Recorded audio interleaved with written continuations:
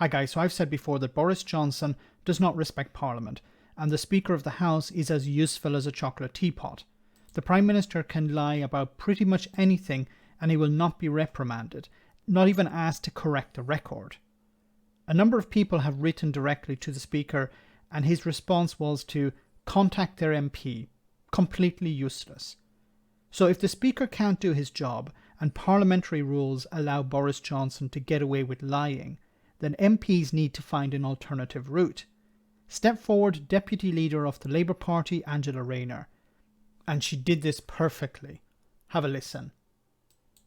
Mr. Speaker, in October, the Prime Minister said that fears about inflation were unfounded. But working people across the country are starting the new year facing rising bills and ballooning prices. So how did he get it so wrong? So, it's quite clear. Boris Johnson said, back in October, that there's nothing to worry about, that inflation is not a concern. Well, Mr. Speaker, what the government has been, and of course I said no such thing because inflation is always something that we have to be careful about.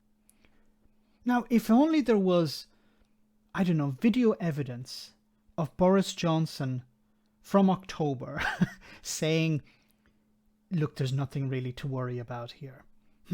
I wonder. Oh, look at what I found. Very rapidly. Worried about inflation? And I'm very encouraged. Are you worried about inflation? I'm very encouraged by the growth I'm seeing. I understand, but are you worried about inflation? Well, people have been worrying about inflation for a very long time. I'm looking at robust economic growth, and by the way, those fears have been unfounded. I'm looking at robust economic growth. Those fears have been unfounded.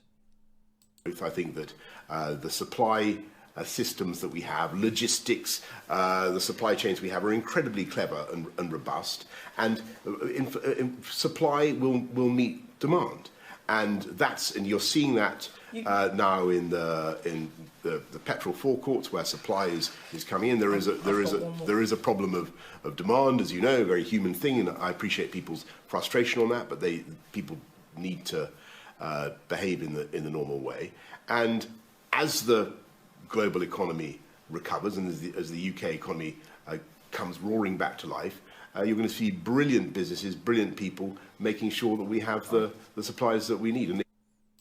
So nothing to worry about there. So when Boris Johnson said he said no such thing, well, he was challenged once again by Angela Rayner on this point. Is it relevant to the question we've just had? Angela Rayner. Thank you, Mr.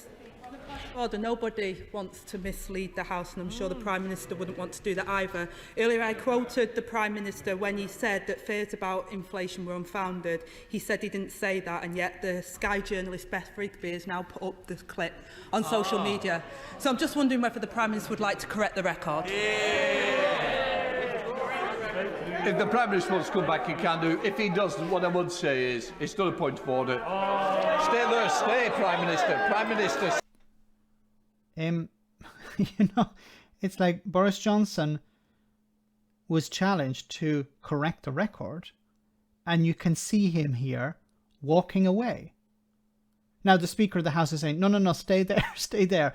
Unfortunately, the Speaker is not going to challenge him, but the fact that everyone else is sitting down, Boris Johnson stands up and walks out. Complete and utter contempt for Parliament. Complete and utter contempt for constituents. These are people who voted to have MPs in the House of Commons to challenge the government, including Boris Johnson. And Boris Johnson having a tantrum, picking up his ball and going home with it. Childlike behaviour. Complete and utter contempt for democracy.